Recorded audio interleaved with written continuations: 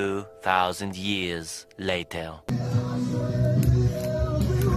Buhay probinsya.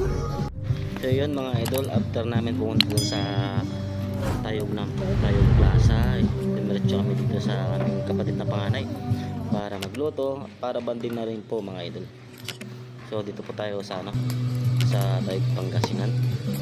So yun, magluluto po tayo ng spaghetti mga idol. Merienda na at saka tanghalihan mga idol. Ayan, spaghetti lang idol, sapat na.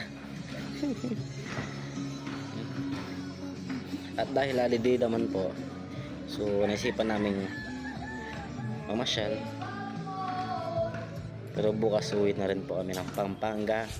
Tapos yan yung mga tanim ng kuya namin, yung panganay.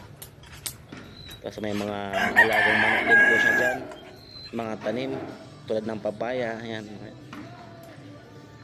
papaya mahahaba yan mga idol, yung pula. Tapos yun yung kanyang alagang kalapati. Tapos mga manok niya, Texas po yan. Dahil rin siyang mga native na manok.